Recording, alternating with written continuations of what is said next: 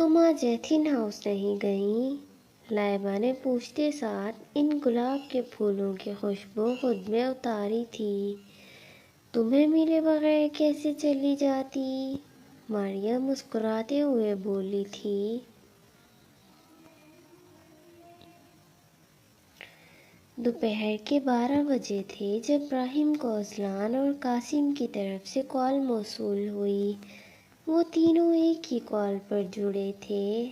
आज उन्हें टैक्सिला के लिए निकलना था। लाइबा खैरियत से घर आ चुकी थी। वो अब अपनी ऑपरेशनल किट में अपना ज़रूरी सामान, असलहा, दस्तावेज़ात, कम्युनिकेशन डिवाइसेस वगैरह बेहद सलीके से तरतीब दे रहा था। तभी वो बिना चाप के कमरे में दाखिल हुई थी। इसने महसूस किया था, बोला कुछ नहीं। हाथ वैसे ही मुसलसल सामान को तरतीब देने में मसरूफ़ दिखाई देते थे। अब आप ना ज़्यादा एक्टिंग मत करें। वैसे भी पता तो चल ही गया होगा आपको कि मैं आई हूँ।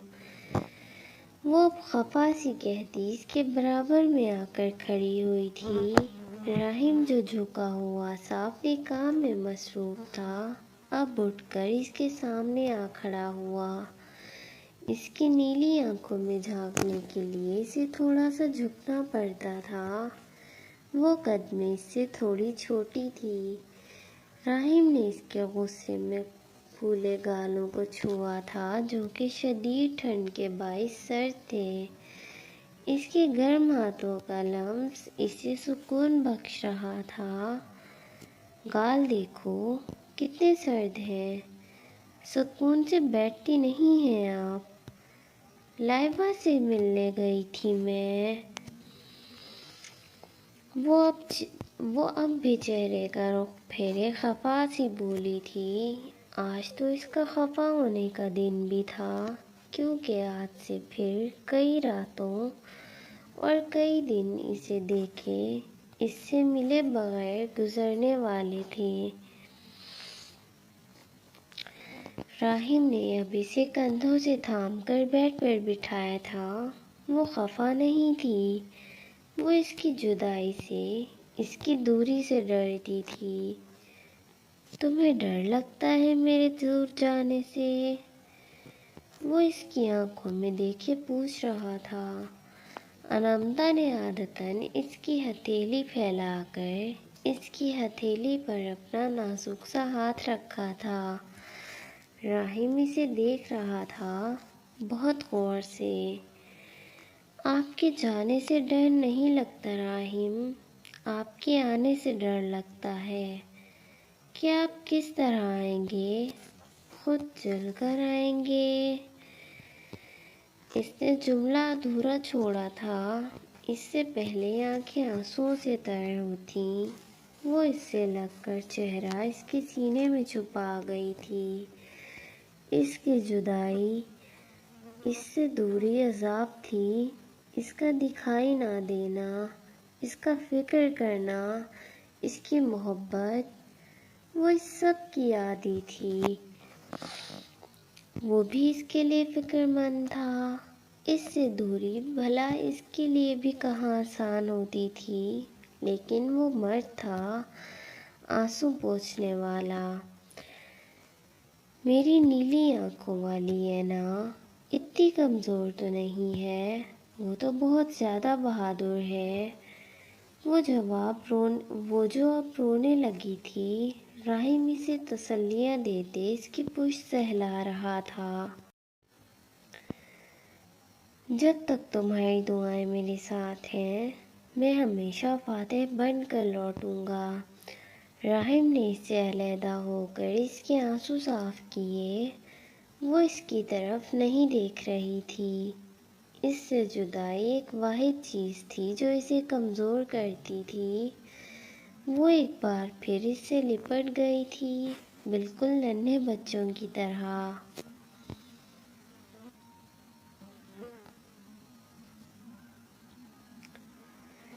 اس نے سامنے رکھی فائل سے نگاہیں اٹھا کر اب وال کلاک کی جانب دیکھا تھا۔ دوپہر کے 2 بجنے میں صرف 15 منٹ باقی تھے۔ وہ اب اپنی جگہ سے اٹھتی دکھائی دی تھی۔ گزری ایک رات اسے ذہنی طور پر تیار کرنے کے لیے کافی تھی، ایسا اسے لگتا تھا، لیکن دل، وہ اس کی کہاں سنتا تھا۔ وہ تو دیوانہ تھا، ایک آوارہ پنچھی۔ وہ کب کسی کی سنتا تھا، اس کے خود کی بھی نہیں سنتا تھا، بس اسے سننے کی خواہش رکھتا تھا۔ منال کی ایک قد کھلی ونڈو سے وہ بیٹھا دکھائی دیا تھا، نیلے آسمان پر اڑان بھرتا پرندوں کا غول، مارگلا ہلز پر اترتی سورج کی مدھم کرنیں، یخ بستہ ہوائیں جو آج بالکل بھی سرد نہیں لگی تھیں، سب اس لڑکے کو تکنے میں مصروف دکھائی دیتی تھیں، جو سر جھکائے مسکرا رہا تھا، وہی مسکراہٹ جو کبھی اس کے ہونٹوں سے جدا ہی نہیں ہوتی تھی۔ وہ آتی دکھائی دی تھی، وہی غزالی آنکھوں والی لڑکی، شفاف رنگ، مسکراتا ہوا چہرہ، ڈالز کلر کا ٹخنوں کو چھوتا کوٹ، بلو جینز، ساتھ بلو مفلر گردن کے گرد لپیٹے، کھلے بال پشت پر بکھیرے۔ وہ اس میز کی جانب بڑھتی دکھائی دی تھی جہاں وہ بیٹھا تھا، منتظر سا۔ السلام علیکم، سوری میں لیٹ ہو گئی، آج کام بہت تھا، وہ رسمی سا مسکرا کر کہتے اب اس کے سامنے والی اب کرسی پر آ بیٹھی تھی۔ وعلیکم السلام، اب اتنا انتظار تو میں آپ کا کر ہی سکتا ہوں، وہ مسکرا کر کہتا اب کوہنیاں میز پر جمائے آگے کو ہو بیٹھا تھا۔ قد کھلی ونڈو سے دکھائی دیتا پرندوں کا غول انہیں دیکھ کر شرماتا تھا، پھر ہوا ہو جاتا تھا۔ آپ کو کرنا بھی چاہیے، اس کے بے ساختہ جواب پر وہ مسکرائے تھا۔ کیا وہ حق سے کہہ رہی تھی؟ جیسے بھی کہہ رہی تھی اسے اچھا لگا تھا۔ دوسری طرف اس نے افسردگی سے سر جھٹکا، دل کم تھا جو یہ زبان بھی اب ساتھ چھوڑ رہی تھی۔ خاموشی کا ایک دورانیہ گزرا، ابھی تک نہیں آئی؟ ماریا ہاتھ میں پہنی واچ کی طرف دیکھتے بولی تھی۔ کون؟ وہ ناسمجھی سے بولا تھا۔ پتہ نہیں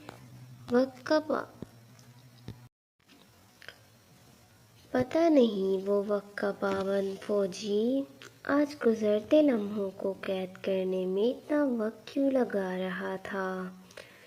کیا آپ مجھ سے شادی کریں گی؟ پل بھر میں وہ وقت ان خوبصورت لمحوں کو قید کر چکا تھا۔ نیلے آسمان پر اڑتا پرندوں کا غول ایک بار پھر سے شرماتا انہیں دیکھتا وہاں سے گزرا تھا۔ مارگلا ہلز پر گرتی سورج کی مدھم کرنیں سونا ہو گئی تھیں۔ ونڈو سے جھانکیں تو اس ٹیبل پر بیٹھے وہ دونوں مجسمے بھی سونے کے بن گئے تھے۔ اگر آج وقت میں کچھ تھما تھا تو بس وہ دو تھے۔ کیا اس کی سماعت بھی اب بے وفائی کرنے لگی تھی؟ جو دل سننا چاہتا ہے وہ کیوں سنائی دے رہا ہے؟ کیا پوری زندگی یہ آنکھیں پڑھ سکیں گی؟ وہ ایک بار پھر بولا تھا۔ اس نے دیکھا تھا، وہ کچھ پوچھ رہا تھا۔ اس نے آنکھیں بند کیں۔ کیا آپ مجھ سے شادی کریں گی؟ کیا آپ پوری زندگی یہ آنکھیں پڑھ سکیں گی؟ دماغ کو پروسیس کرنے میں وقت لگا تھا۔ اس کے نگاہوں کے سامنے ہوتے ہوئے یا تو اسے جی بھر کے دیکھا جا سکتا تھا یا صرف سنا جا سکتا تھا۔ دو معجزے ایک ساتھ کہاں ممکن تھے؟ وہ ابھی بھی اسے ہی دیکھ رہا تھا جو آنکھیں بند کیے بیٹھی تھی۔ ماریا! اس کی آواز سماعت سے ٹکرائی تھی۔ اس نے پکارا تھا، جی، کیا آپ میری ہمسفر بننا پسند کریں گی؟ وہ تیسری بار بولا تھا۔ اس کی زبان ویسے تو بنا بریک کے چلتی تھی، دل بھی ہمیشہ اپنے ہی کر گزرتا تھا۔ سماعت بھی اسی کو سننے کے منتظر رہتی تھی۔ جی، وہ بولی تھی خود سے، کیا اس کی محبت یک طرفہ نہیں رہی تھی؟ جی، میں راضی ہوں، وہ ایک بار پھر سے بولی تھی۔ دوسری طرف وہ مسکرایا تھا پورے دل سے، ساتھ ہی کوٹ کی جیب میں ہاتھ ڈال کر سیاہ مخملی ڈبی نکالی۔ وہ بھی مسکرائی تھی۔ طلحہ نے ہاتھ آگے بڑھایا۔ ماریا نے اپنا ہاتھ اس کے ہاتھ میں دیا تھا۔ اس ننھے ہیرے کی انگوٹھی وہ اب اسے گشتے دل میں پہنا رہا تھا۔ پرندوں کا غول انہیں دیکھتے ایک بار پھر سے شرماتا ہوا وہاں سے گزرا تھا۔ زبیدہ، ایک فیڈر بنانے میں اتنا وقت لگتا ہے؟ حیات فیڈر کا کیپ اتارتے اب ماہ کو فیڈ کراتے بولی تھی۔ باجی، میری اماں کا فون آ گیا تھا، بس میں… وہ شرمندہ سی کہہ رہی تھی۔ زبیدہ، کم از کم ماہ بی بی کا کام ہو تو مجھے اس طرح کے ایکسکیوزز مت دیا کرو۔ وہ ماہ کو گود میں اٹھائے زبیدہ کو ہلکے پھلکے غصے سے سمجھا رہی تھی کہ اچانک اس کے فون پر بیل ہوئی۔ زبیدہ نے فوراً سائڈ ٹیبل سے فون اٹھا کر اسے دیا تھا۔ آج فون نے جان بچا لی تھی۔ زبیدہ نے دل ہی دل میں شکر ادا کیا۔ Hello, yes, I am Mrs Qasim talking to you. آپ کون بات کر رہے ہیں؟ اور آپ کو یہ معلومات کہاں سے ملی؟ وہ ماہ کو زبیدہ کی گود میں دیتی فکر مند سی اب کمرے سے باہر نکلی تھی۔ لاؤنج میں ادھر ادھر ٹہلتے وہ موبائل کان سے لگائے اس شخص کی بات سن رہی تھی جو موبائل کی دوسری طرف بیٹھا تھا۔ Who are you? Tell me. یکدم ہی وہ طیش کے عالم میں پھنکاری تھی۔ How can I believe what you say when I don't know you? If you have any evidence, please share it with me. Hello? Are you here? Are you listening to me? دوسری طرف سے کال منقطع ہوئی تھی۔ اس نے ناسمجھی سے mobile کان سے ہٹا کر اسکرین کی طرف دیکھا تھا۔ قاسم سے تو اب رابطہ ناممکن تھا۔ اب اس نے کچھ سوچتے ہوئے خود کو نارمل کرتے موبائل پر ایک اور نمبر ڈائل کیا تھا۔ نو سر، مجھے اس اسائنمنٹ کے متعلق کچھ بھی معلوم نہیں، لیکن سر وہ شخص جس طرح سے مجھے آگاہ کر رہا تھا، سر وہ ضرور کچھ جانتا ہے۔ I think we should take him seriously. کیا پتا وہ شخص درست کہہ رہا ہو، کہیں وہ تینوں واقعی کسی مصیبت میں نہ پھنس جائیں۔ مس حیات، یہ ان لوگوں کا کوئی جال بچھایا ہو سکتا ہے، ہم دیکھ لیں گے، لیکن جب تک دونوں گروپس میں سے ہمیں کسی اس قسم کی کوئی اطلاع موصول نہیں ہوتی، تب تک کوئی بھی قدم اٹھانا بے معنی ہے۔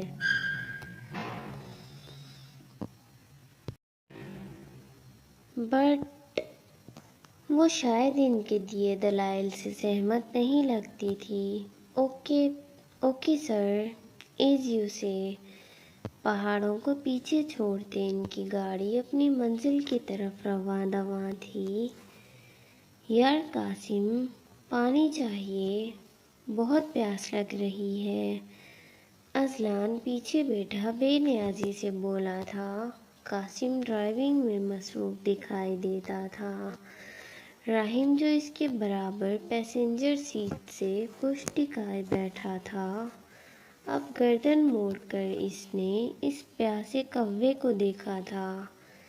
इसे हमेशा ऑन द वे ही प्यास लगती है, और वो भी वहाँ जहाँ पानी का नामो निशान ही ना हो। कासिम ने एक हाथ हवा में मुअल्लक किए कहा था, भाई क्या करूं, अब ऐसा लग रहा है कि अगर पानी ना मिला तो बस मैं गया। ये क्यों उदास परिंदा बना बैठा है। अजलान आपके राहिम की तरफ झुककर बोला था, जो कि इसकी बात सुनकर फौरन सीधा हो बैठा था। मैं क्यों बनूंगा उदास परिंदा। वो भी गर्दन मोड़कर अजलान पर एक तेज नजर डाले बोला था।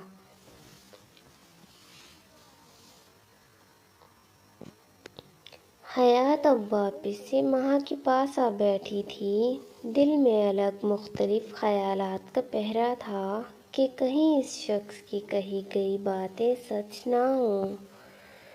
वो अब वापस से उठती दिखाई दी थी। बाजी, क्या कोई परेशानी है। जुबैदा इसके चेहरे की उड़ी रंगत देखते बोली थी, जिसके चेहरे पर खौफ आया था। दूसरी तरफ वो जो अपनी ही सोचों में गर्क थी, जुबैदा की आवाज़ पर ठटकी। हाँ, वो नासमझी से कह रही थी। इसने तो सुना भी नहीं था कि आखिर जुबैदा ने क्या कहा था। बाजी जी, आप ठीक हैं? वो फिर से पूछ रही थी। हाँ हाँ, मैं ठीक हूँ। वो उंगलियों के पोरों से अपनी पेशानी सहलाते बोली थी। जुबैदा, तुम माँ के पास बैठो, मुझे ज़रा एक काम है। वो इसे कहते अब उठकर बाहर की तरफ बढ़ती दिखाई दी थी। इसके कदम ऊपरी मंजिल की तरफ थे। वो कासिम के ऑफिस रूम की तरफ बढ़ रही थी। चाहे इस शख्स की बात में सच्चाई हो या ना हो, लेकिन कम से कम वो इनके मंसूबे की थोड़ी बहुत आगाही तो हासिल कर ही सकती थी। क्या पता इस तरह ही वो किसी नुक्ते तक पहुंच सके। कासिम का लैपटॉप इसके सामने खुला था, लेकिन वो हमेशा अपना डेटा USB डिवाइसेस में सिक्योर करता था। इस लैपटॉप में तो कोई भी इंफॉर्मेशन ऐसी ना थी जो इसके काम आती। वो अब के वहाँ से उठकर लॉकर्स की तरफ बढ़ी थी। इन लॉकर्स पर बायोमेट्रिक लॉक था। वो सिर्फ कासिम के फिंगरप्रिंट्स की तस्दीक से ही ओपन होते थे।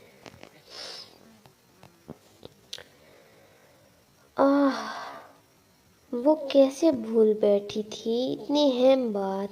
इसका लॉकर खोलना कोई आसान नहीं था। वो अब अपना सर थामे कुर्सी पर आ बैठी थी। क्या वो हार मान चुकी थी? नहीं, चाहे वो खुद एक अच्छी हैकर ना सही, लेकिन वो एक कामयाब हैकर की बीवी थी। वो ऐसे कैसे हार मान सकती थी? वो फिर से उठी थी। एक नई उम्मीद के साथ वो वापस से लैपटॉप के सामने जा बैठी थी। आखिर कासिम ने कभी तो ये लॉक लैपटॉप के सामने भी कनेक्ट किया होगा। इसकी उंगलियां बड़ी ही महारत से कीबोर्ड पर मुतहर्रिक थीं। सिर्फ एक क्लिक, पासवर्ड क्रैकिंग। इसने क्लिक किया था। वो इस ऑटोमेटिक लॉकर का पासवर्ड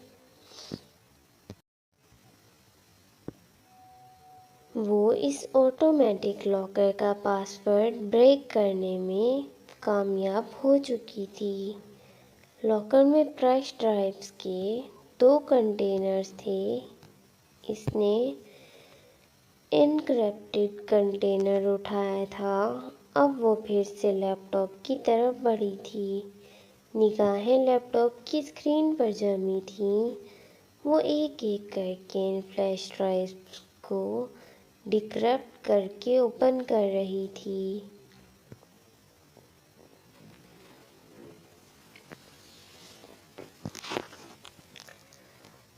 جی وہ آپ ہی تھیں، میں پورے یقین کے ساتھ کہہ سکتا ہوں، اور مجھے اس تصدیق میں ذرا برابر بھی شک نہیں۔ اس نے اپنی بات کہہ کر جوس گلاس لبوں سے لگایا تھا۔ دوسری طرف وہ خاموشی سے مسکراتے ہوئے اسے بس سن رہی تھی۔ آپ میرے خواب سن کر بور تو نہیں ہو رہی؟ وہ مسکراتے ہوئے اب نیپکن سے ہاتھ صاف کرتے اسے پوچھ رہا تھا، جو اسے سنتے ہی ساتھ ہی چائنیز کی چھوٹی چھوٹی بائٹ منہ میں رکھتی جا رہی تھی۔ اس سے خوابوں کی شروعات سے لے کر آخر تک تو وہی تھی۔ بھلا محبوب کی زبان سے خود کے متعلق سننے میں کوئی کیسے بور ہو سکتا تھا؟ نہیں، اس نے لفی میں گردن ہلائی۔ اچانک ماریہ کے موبائل پر رنگ ہوئی تھی، حیات بھابی کی کال۔ اس نے ایک نظر اسکرین پر ڈالتے طلحہ کو متوجہ کرتے کہا، ساتھ ہی کال اٹینڈ کی۔ السلام علیکم۔ جی اوکے بھابی، جی بس میں آ رہی ہوں۔ اوکے اللہ حافظ۔ خیریت؟ وہ پوچھ رہا تھا۔ جی خیریت ہے، حیات بھابی کو کسی ضروری کام سے جانا ہے، مہا گھر پر اکیلی ہے میڈ کے ساتھ۔ وہ کہہ رہی تھی کہ میں گھر چلی جاؤں مہا کے پاس۔ اوکے چلیں، میں پھر آپ کو ڈراپ کر دیتا ہوں، طلحہ کہتے ہوئے اب اپنی جگہ سے اٹھا تھا۔ وہ بھی اٹھتی دکھائی دی تھی۔ نہیں، آپ کا روٹ چینج ہو جائے گا طلحہ، میں کیب لے کر چلی جاؤں گی۔ میرے ہوتے ہوئے آپ کیب لے کر جائیں گی؟ ہو ہی نہیں سکتا۔ پیمنٹ کلیئر کرنے کے بعد وہ دونوں ایک دوسرے کے برابر میں چلتے باہر آتے دکھائی دیے تھے۔ یہ لے بھائی، اس پیاسے کوے کو پانی پلا۔ رحیم نے پانی کی بوتل قاسم کی طرف اچھالی، جو اس نے اب پیچھے اذلان کی طرف اچھال دی تھی۔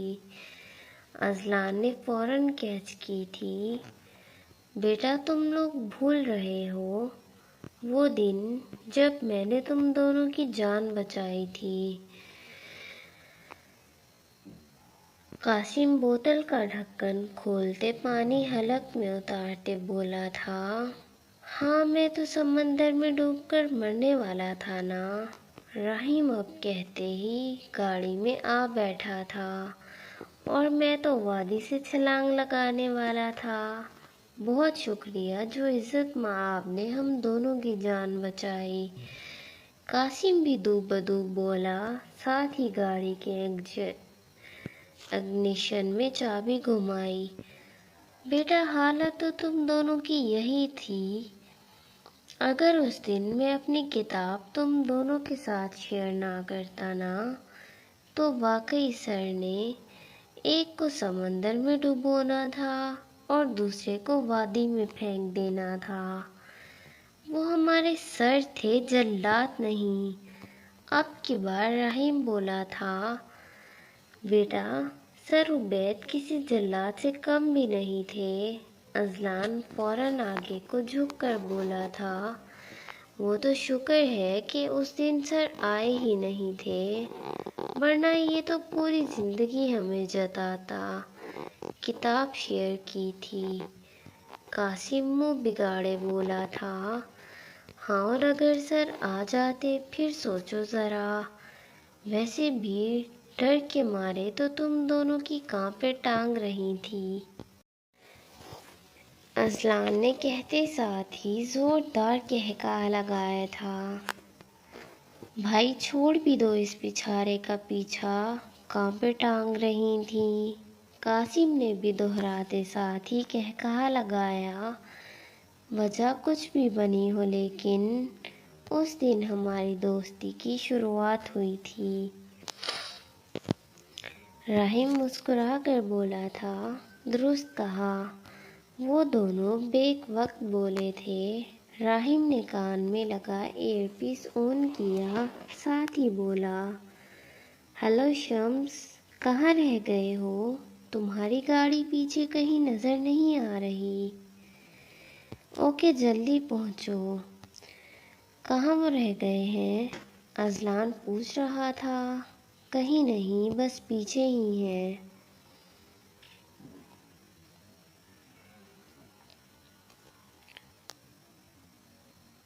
طلحہ کی گاڑی قاسم ہاؤس کے باہر آ کر رکی، جس میں سے اب وہ گاڑی کا دروازہ کھولتے باہر آتی دکھائی دی تھی۔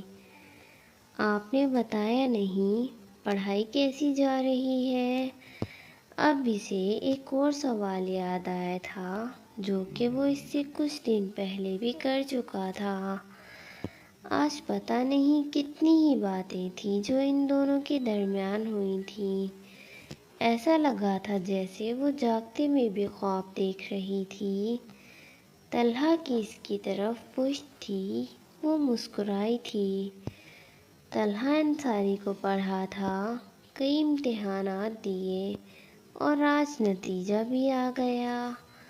وہ کہتے ساتھ اب مسکراہٹ دبائے گیٹ کے روم کی طرف بڑھ رہی تھی۔ دوسری طرف طلحہ نے ناسمجھی سے آنکھیں سکیڑی۔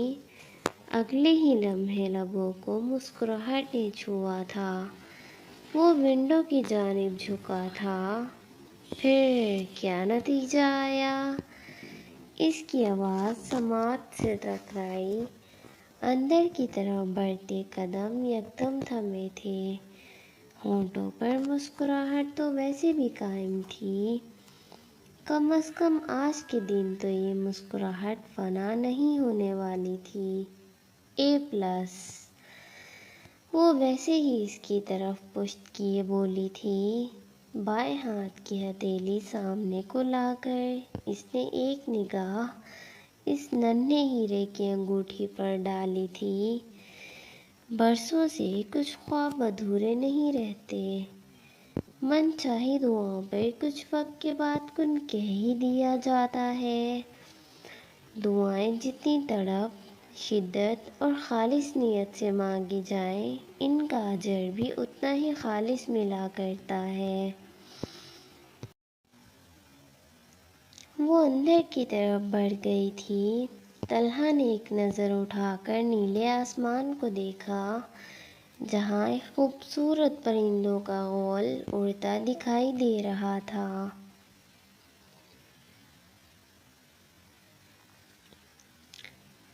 لائبہ، اس کی آواز سماعت سے ٹکرائی تھی۔ فون کے دوسری طرف شہری تھا۔ ہیلو لائبہ۔ تڑپ، ندامت، شرمندگی اس کی آواز میں سب تھا۔ اس نے محسوس کیا تھا، لائبہ میں نے بہت غلط کیا تمہارے ساتھ، میں تو تم سے معافی مانگنے کے بھی لائق نہیں ہوں۔ اینا ٹھیک کہتی ہے، میں بالکل ان ٹپیکل مردوں والا رول پلے کیا ہے جو عورت کو ذہنی طور پر بیمار کرتے ہیں۔ میں ایک گھٹیا شخص ہوں لائبہ، میں مانتا ہوں، میں اعتراف کرتا ہوں کہ میں نے غلط کیا۔ شری، اس کا نام پکارتے اس کے لبوں میں کپکپاہٹ تھی۔ شری، غلطی میری بھی ہے، میں تمہیں سمجھ نہیں سکی۔ میں کیسے نہیں سمجھ سکی کہ تم کتنا پریشان ہو، کتنے ٹف ٹائم سے گزر رہے ہو۔ آنسوؤں کا گولا حلق میں اٹکا تھا۔ نہیں لائبہ، چاہے میں کتنے بھی مشکل حالات میں کیوں نہ ہوں۔ مجھے تم سے اس ٹون میں بات نہیں کرنی چاہیے تھی۔ کاش ہم اپنی غلطیوں کو، نادانیوں کو، ان تلخ یادوں کو اس زندگی سے اسکپ کر سکتے۔ وہ خالی خالی سا بولا تھا۔ شیری، اگر رابطے دل کے ہوں تو تلخ یادیں مٹانے میں ایک لمحہ نہیں لگتا۔ مجھے اب یاد بھی نہیں جو تم نے کہا تھا۔ اب اگر کچھ یاد ہے تو وہ یہ کہ تمہیں اپنے کیے پر ندامت ہے۔ اگر تم مجھ سے ندامت کا اظہار بھی نہ کرتے تو پھر میں کیا کرتی؟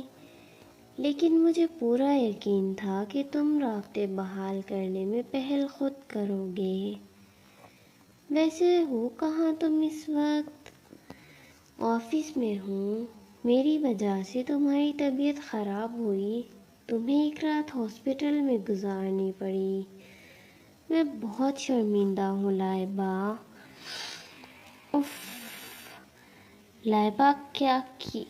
لائبہ کا کیا گیا استفسار اسے سنائی دیا تھا۔ اور کتنی دفعہ معافی مانگنے کا ارادہ ہے تمہارا؟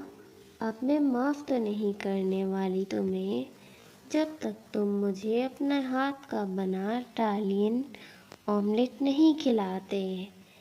Italian omelette? دوسری طرف اس نے ناسمجھی سے دہرایا، ساتھ ہی بولا، تمہیں کس نے بتایا؟ ظاہر ہے سیف نے، اور کون بتائے گا؟ تمہاری کب بات ہوئی اس سے؟ وہ اب کے سیدھا ہو بیٹھا تھا۔ میری بات نہیں ہوئی۔ سیف نے تمہارے بنائے آملیٹ کی تصویر کا واٹس ایپ سٹیٹس لگایا ہے، تمہیں کیپشن میں ٹیگ بھی کیا ہے۔ مجھے اینا نے دکھایا تھا۔ کیا؟ وہ حیرانگی سے بولا تھا، ساتھ ہی دل میں سیف کو ہزاروں گالیاں دیں اور تعصب سے سر جھٹکا۔ آخر کو سیف پیچھا چھوڑنے والی چیز تھوڑی تھی۔ ٹھیک ہے، میں بس گھر ہی آ رہا ہوں پھوپھو جان سے ملنے۔ اللہ حافظ۔ رابطہ منقطع ہوا تھا۔ اب شیری نے واٹس ایپ آن کر کے اسٹیٹس آپشن پر کلک کیا، ساتھ ہی سیف سرچ کیا۔ اس کا اسٹیٹس اب اوپر ہی جگمگا رہا تھا۔ شیری نے ایک کلک کے ساتھ اسٹیٹس اوپن کیا۔ تصویر تو اس کے بنائے آملیٹ کی ہی تھی، پلیٹ بھی وہی تھی۔ اب اس کی نگاہ نیچے لکھے کیپشن پر پڑی تھی، I am really craving twin brothers Sherry's yummy Italian omelette۔ Twin brother? اب کی بار تو شیری نے اپنا سر ہی پیٹ لیا تھا۔ حیات کو اپارٹمنٹ کے اندر داخل ہوتے دیکھ کر شمس کی آنکھیں گول ہوئی تھیں۔ میڈم، آپ یہاں؟ وہ عجلت میں اپنا بیگ صوفے پر ڈالتے، چہرے پر حیرانگی بھرے تاثرات لیے اس کی طرف بڑھا تھا۔ شمس، قاسم کہاں ہے؟ دوسری طرف وہ خاصی عجلت میں دکھائی دیتی تھی۔ میم، وہ سب نکل چکے ہیں، ان کو نکلے تو آدھا گھنٹہ ہو چکا ہے۔ میں بھی بس نکلنے ہی والا تھا، عاطف کا ویٹ کر رہا ہوں۔ وہ اس کی طرف دیکھتے بولا تھا، جو کہ خاصی پریشان دکھائی دے رہی تھی۔ میم، خیریت؟ آپ یہاں؟ اور آپ کو ہماری کرنٹ لوکیشن کا کیسے پتہ چلا؟ مطلب باجی جی، میں کچھ دنوں کے لیے اپنے گاؤں جا سکتی ہوں؟ زبیدہ چہکتے ہوئے بولی تھی۔ جی آپ جا سکتی ہیں، اور جب حیات بھابھی واپس آئیں گی تو آپ کو انفارم کر دیں گی، ہے نا مہا پھپھو کی جان؟ मारिया ने अब अपना चेहरा झुकाए माहा के दोनों गालों को बारी बारी चूमा था। माहा भी खिल उठी थी। मैडम, बाहर गाड़ी आ गई है आपको लेने। अब के बशीर कमरे के बाहर दरवाजे पर खड़े बोला था। हयात की वापसी में अभी 2 दिन मजीद थे, इसीलिए मारिया ने माहा को लेकर घर जाना ही मुनासिब समझा था। ओके, इन्हें कहें मैं बस 5 मिनट में आ रही हूँ, और ये महा बेबी का सामान भी गाड़ी में रखवा दें। मारिया कहते साथ अब उजलत में बेड पर से उठती दिखाई दी थी। बशीर समझते हुए अब अंदर दाखिल होते सामान उठाने लगा था। जुबेदा, आपके पास भी सिर्फ 5 मिनट हैं। मारिया ने आंखें घुमाकर अब जुबेदा को देखा था, जो बड़े ही आराम से खड़ी थी। बाजी जी, मैं तो पहले ही अपना सामान बांध चुकी हूँ, जुबैदा भी मज़े से बोली थी। चलें ठीक है, फिर आप जा सकती हैं। इजाज़त मिलते ही जुबैदा फ़ौरन गायब हुई थी। मारिया भी अब माहा को उठाए बाहर की तरफ बढ़ती दिखाई दी थी। बशीर भाई, अब सब आपकी जिम्मेदारी है। मारिया बशीर पर एक नज़र डाले कहती वहाँ से मुड़ी थी। मैडम, आप फिक्र ही मत करें, मेरा तो काम ही यही है। बड़ी मैडम और साहब ने बड़ी ही जांच पड़ताल के बाद मुझे रखा था।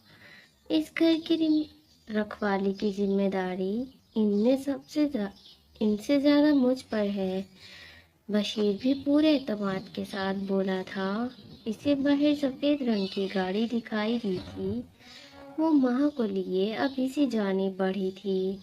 अचानक इसके मोबाइल पर रिंग हुई। अनंता कॉलिंग। एक हाथ में माह को उठाए, अब दूसरे हाथ में फ़ोन थामे इसने कॉल पिक की थी। ड्राइवर, चलो। पीछे पैसेंजर सीट का दरवाज़ा खोलकर अंदर बैठते हुए बोली थी, साथ ही मोबाइल कान से लगाया। ड्राइवर ने गर्दन मोड़कर इसे देखा था। मैडम, आगे आ जाएं, वो मुस्कुराते हुए बोला था। दूसरी तरफ वो इसकी कही बात पर नहीं, बल्कि इसकी आवाज़ पर वो ठटकी थी। तलहा के गाड़ी से बाहर निकलता दिखाई दिया था। हेलो अनंता। हाँ, बस निकल गए हैं। अचानक से महा भी रोने लगी थी। अनंता, मैं तुमसे घर आकर बात करती हूँ। महा रो रही थी। वो महा का माथा थपथपाते हुए बोली थी। ओके, अल्लाह हाफिज। वो अब के पैसेंजर सीट का दरवाज़ा खोले खड़ा था। लाएं, महा को मुझे दे दें, इसने कहते साथ मुस्कुराते हुए हाथ आगे किए तो मारिया ने महा को इसकी गोद में लिया और खुद भी बाहर निकल आई। सॉरी तलहा, मुझे पता नहीं था कि आप आए हैं, और गाड़ी भी आपकी नहीं थी। वो शर्मिंदा सी कह रही थी। तलहा की गोद में आते ही महा चुप हो गई थी। शायद इसे गाड़ी में बैठना कुछ पसंद नहीं आया था। इसमें सॉरी कहने की क्या ज़रूरत है मारिया। इसने अब के आगे बढ़कर एक हाथ से पैसेंजर सीट का दरवाज़ा खोला था, एक से वो महा को उठाए हुए था। मारिया के अंदर बैठते अब इसने महा को इसकी गोद में दिया था। खुद घूमकर ड्राइविंग सीट पर आ बैठा था। मेरी गाड़ी सर्विस के लिए गई है, इसलिए मैं ये ले आया, और आप मुझे सॉरी क्यों कह रही हैं? अब अगर इतनी इतनी सी बातों पर आप मुझे सॉरी कहेंगी तो मुझे बिल्कुल भी अच्छा नहीं लगेगा। इसने सहूलत से कहते इग्निशन में चाबी घुमाई थी। मुझे आपकी कोई बात बुरी नहीं लगती मारिया। वो आपकी एक नज़र इस पर डाले नरमी से बोला था। मम्मी को बता दिया मैंने कि आप मान गई हैं।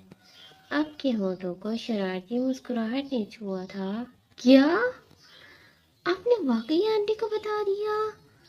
वो इसकी कही बात पर एक बार फिर ठिठकी थी। जी, बता दिया मैंने। वो भी बड़ी ही बेनियाजी से बोला था। फिर आंटी ने क्या कहा? वो पलकें झपकना भूल गई थी। दिल तो कम वक्त वैसे भी इसे देखते ही रफ्तार पकड़ जाता था। क्या कहना था? وہ مسکراہٹ دبائے بولا تھا، شاید اب وہ اسے مزید تنگ کرنے کے موڈ میں لگتا تھا۔ ممی نے کہا کہ وہ جملہ ادھورا ہی چھوڑ گیا تھا۔ طلحہ، ماریہ نے ضبط سے اس کی طرف دیکھتے اس کا نام اچھا خاصا لمبا کھینچا تھا۔ اس کے اس انداز پر طلحہ کھل کر ہنسا تھا۔ دوسری طرف وہ بس اسے دیکھ کر رہ گئی۔ ایک تاریک رات اپنے ڈھاک بٹھائے ہوئے تھی۔ ہوا میں تاریک بوجھل سی تھی۔ اطراف میں نگاہیں دوڑائیں تو نگاہ اس قدیم سنسان فیکٹری پر آ رکتی تھی جس سے دور 2 گلیاں چھوڑ کر ان کی گاڑی آ کر رکی تھی۔ فضا میں ملی جلی دھند کی ایک پتلی تہہ ہر طرف پھیلی تھی، جیسے یہ جگہ خود بھی اپنے راز چھپانے کی کوشش میں تھی۔ حیدر اور عاصم، پلان کے مطابق آپ دونوں پیچھے کے راستے سے جائیں گے، کیمیکلز کو ناکارہ کریں گے اور شواہد اکٹھے کریں گے۔ تب تک میں اور اسلان آگے کے راستے سے ان کی فوج کو سنبھالتے ہیں۔ راہیم سنجیدگی سے کہتا، چہرے پر ماسک چڑھائے، ایک ہاتھ میں گن تھامے آگے بڑھا تھا۔ راہیم کی نظریں ہر لمحہ چوکس تھیں، باقی سب بھی اس کے پیچھے آئے تھے۔ اندر داخل ہوتے ہی فیکٹری کے وسیع اور بھاری دروازے کی آواز نے اس سنسناہٹ میں اضافہ کر دیا۔ اطراف میں نظریں دوڑائیں تو ہر طرف اندھیرا اور خاموشی چھائی تھی۔ کچھ فاصلے پر صرف ایک بھاری مشین کی گڑگڑاہٹ تھی جو سنائی دیتی تھی۔ ہر طرف خاموشی، لیکن ان کی معلومات کے مطابق تو رات کے اس وقت تک فیکٹری میں کام چلتا رہتا تھا۔ اسے کچھ ٹھٹکا تھا۔ راہیم نے اذلان کو محتاط رہنے کا اشارہ کیا۔ وہ دونوں چوکنے سے آہستہ آہستہ آگے بڑھ رہے تھے کہ اچانک فیکٹری کے مختلف حصوں سے گولیوں کی بوچھار تڑا تڑ برسنے لگی تھی۔ قیامت کا سا سما تھا۔ وہ دونوں ایک بھی لمحہ ضائع کیے بغیر زمین کی طرف جھکے تھے۔ مخالفین کے ہنسنے، کہکہے لگانے کی آوازیں سماعت سے ٹکرائی تھیں۔ سلطان نے ضبط سے آنکھیں میچیں۔ جنگ میں ہار ان سینکڑوں جنگجوؤں کی ہار نہیں، بلکہ ایک غدار کی جیت ہوتی ہے۔ خطرہ قریب تھا۔ کیا آج غدار کی جیت واقع تھی؟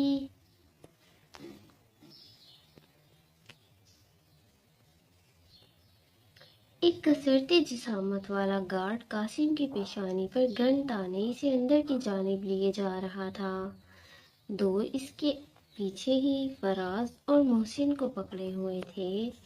یہ تینوں بھی اس غداری کا نشانہ بنے تھے۔ وہ اس وقت راہیم اور اذلان کی لوکیشن سے پورا 1 کلومیٹر کے فاصلے پر ان دہشت گردوں کے اڈے پر موجود تھے۔ اچانک ایک فائر زوردار آواز کے ساتھ پیچھے سے اس گارڈ کے سر میں پیوست ہوا تھا۔ قاسم نے پیچھے مڑ کر دیکھا، وہ حیات تھی۔ باقی کے 2 گارڈز نے اب گنز کا رخ حیات کی طرف گھمایا تھا۔ قاسم نے ایک جھٹکے سے ایک کو اپنی طرف گھما کر ایک زوردار لات اس کے پیٹ پر ماری، ساتھ ہی کوہنی موڑ کر گن قابو کی۔ حیات پہلے ہی ایک اور فائر کے ساتھ دوسرے کا بھی نشانہ بنا چکی تھی۔ ٹریگر دبایا اور ایک اور دہشت گرد کو جہنم واصل کیا۔ دونوں گروپس میں فائرنگ کا دورانیہ تھا۔ راہیم اور اذلان باری باری سنبھل کر ان پر فائر کھولتے تھے۔ اچانک داخلی دروازے سے 4 لوگ اور داخل ہوتے دکھائی دیے تھے، چہرے چھپائے، گنز تھامے۔ اذلان اور راہیم کی ان کی طرف پشت تھی، وہ انہیں نہیں دیکھ سکتے تھے۔ اچانک ان چاروں کی طرف سے بھی گولیاں کسی آندھی طوفان کی طرح مخالفین کے سینوں میں پیوست ہوتی دکھائی دی تھیں۔ مخالفین کی تعداد میں کمی آتی جا رہی تھی۔ وہ جو اوپری منزلوں کی بالکنیوں میں کھڑے تھے، اب گولیاں لگنے کے باعث کچھ وہیں ڈھلک گئے تھے اور کچھ نیچے فرش پر آ گرے تھے۔ راہیم نے چہرے کا رخ پھیر کر پیچھے کی جانب دیکھا۔ جہاں سے مخالفین پر فائرنگ کر کے انہیں جہنم واصل کیا گیا تھا۔ وہ چاروں آدمی جس آندھی طوفان کی طرح سیکنڈوں میں منظر عام پر آئے تھے، اس سے کہیں زیادہ تیزی سے غائب بھی ہو گئے تھے۔ راہم نے صرف ان کا سایہ دیکھا تھا۔ یکدم ہی پیچھے کی جانب سے چلائی گئی ایک گولی اس کے بازو کو چھو کر گزری تھی۔ ایک ہلکی سی کرہ کی آواز نکلی تھی۔ اصلاً جو اس کی طرف بڑھ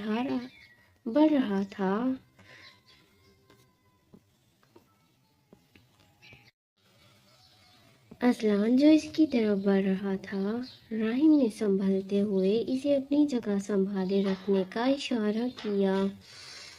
اصلاً نے سمجھتے ہوئے ابھی اپنی جگہ سنبھالی ہی تھی کہ تڑا تڑیے کے بعد دیگرے 4 گولیاں اصلاً کے جسم میں بھی پیوست ہوئی تھیں۔ اصلاً کا جسم جھٹکوں سے لرز اٹھا، اس کے وجود سے خون تیزی سے بہنے لگا اور ایک کمزور سی کرہ اس کے لبوں سے نکلی۔ گن ہاتھ سے چھوٹ کر نیچے جا گری تھی۔ وہ خود بھی ڈھلک گیا تھا۔ ماحول میں یکدم سوگ سی خاموشی چھائی تھی۔ ایسا لگا تھا کسی نے چلتی سانسیں یکدم کھینچ نکالی ہوں۔ ہر طرف خون تھا، آگ تھی، سوگ تھا، خاموشی تھی۔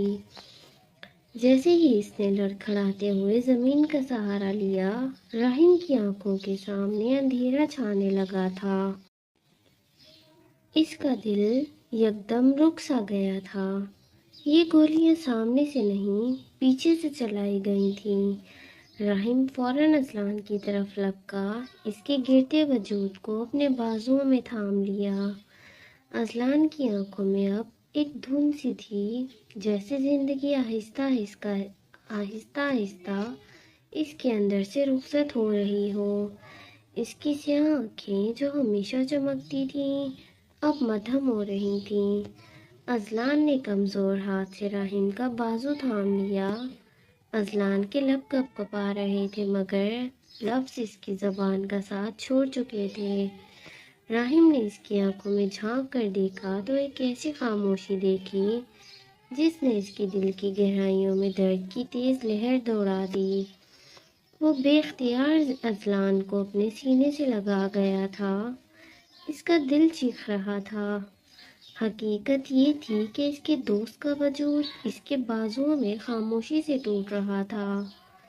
اصلاً، میرے بھائی، میں ابھی تمہیں یہاں سے لے جاؤں گا، میں تمہیں کچھ نہیں ہونے دوں گا۔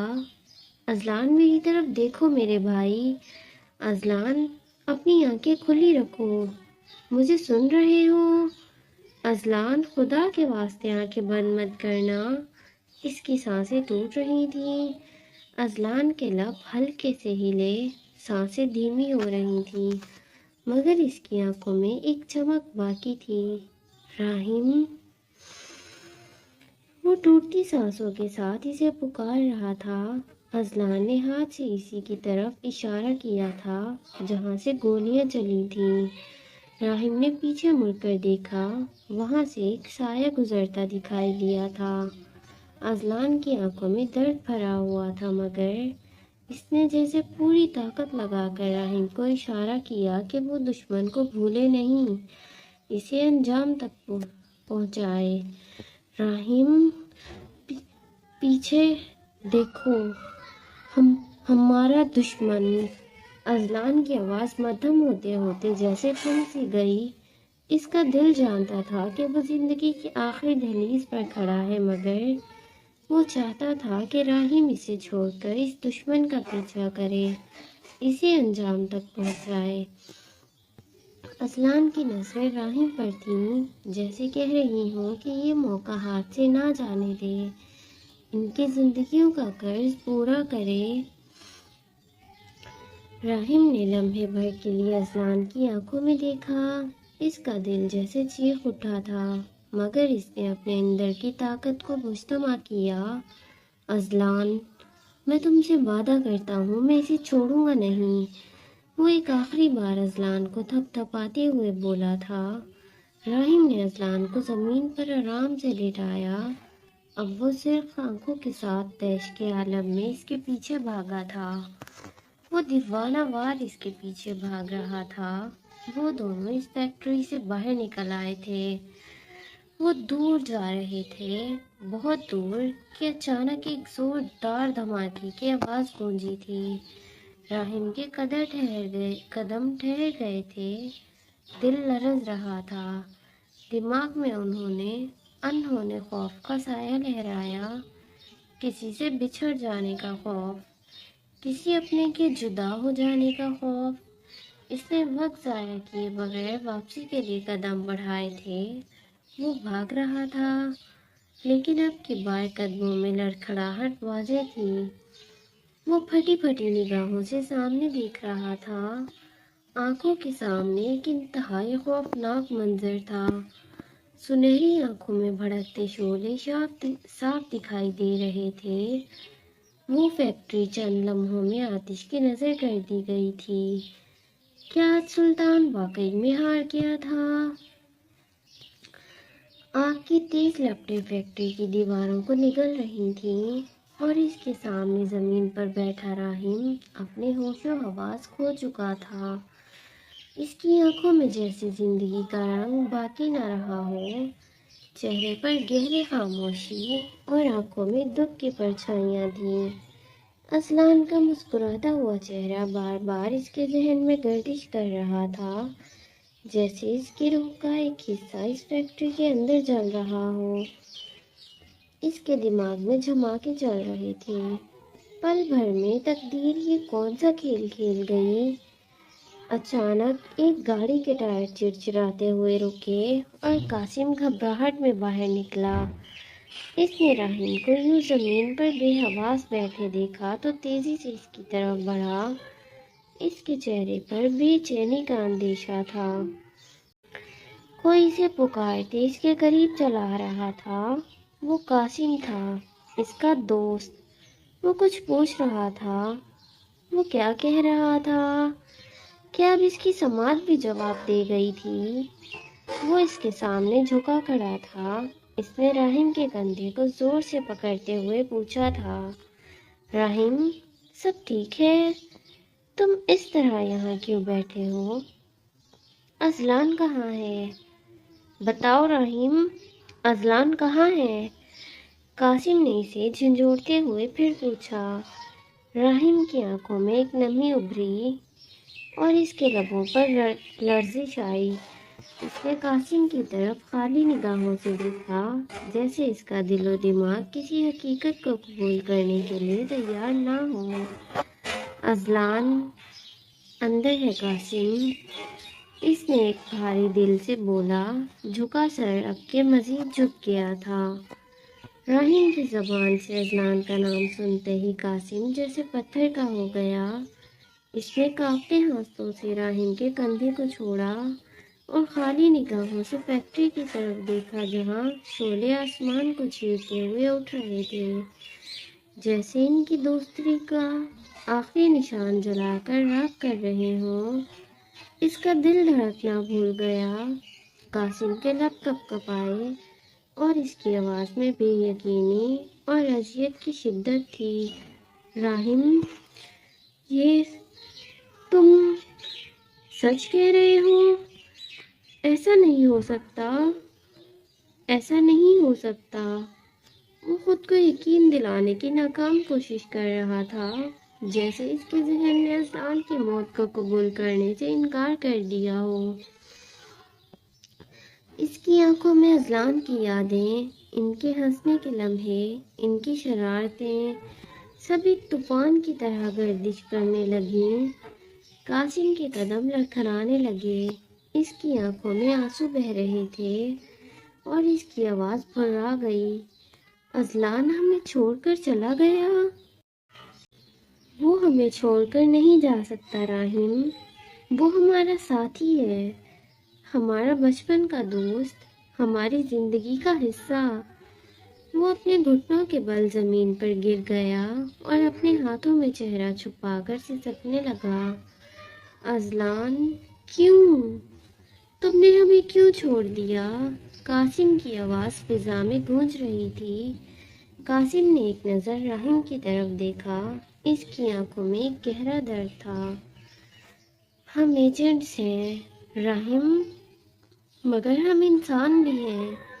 ہم اپنے دوستوں کو کھونے کا دکھ کیسے سہیں گے؟ اذلان نے ہماری زندگی کا ایک حصہ لے لیا ہے اور وہ ہمیں ہمیشہ کے لیے تنہا چھوڑ گیا۔ رحیم، کیا یہ سچ ہے؟ وہ اس سے لپٹ گیا تھا۔ قاسم۔ حیات نے قاسم کو پکارتے آہستہ سے اس کی طرف قدم بڑھائے اور اس کے کندھے پر ہاتھ رکھا۔ آنسو تو اس کی آنکھوں میں بھی تھے، لیکن اس وقت وہ خود کو سنبھالے ہوئے تھی۔ قاسم، میں جانتی ہوں یہ کتنا مشکل ہے، لیکن ہمیں صبر کرنا ہے، وہ دھیرے سے بولی تھی۔ حیات، وہ ہمیں چھوڑ کر چلا گیا، ہمارا بھائی، ہمارا ساتھی، ہمارا دوست، ہمارا اذلان۔ قاسم کی لرزتی آواز سنائی دی تھی۔ قاسم، اذلان بھائی ہمیں چھوڑ کر نہیں گئے، وہ شہید ہوئے ہیں، انہیں شہادت کا مرتبہ ملا ہے، وہ ہماری یادوں میں ہمیشہ زندہ رہیں گے۔ وہ خالی خالی آنکھوں سے حیات کو دیکھ رہا تھا۔ چند لمحوں بعد ہی وہاں فائر بریگیڈ اور ایمبولینس کی گاڑیاں آ کر رکتی دکھائی دی تھیں۔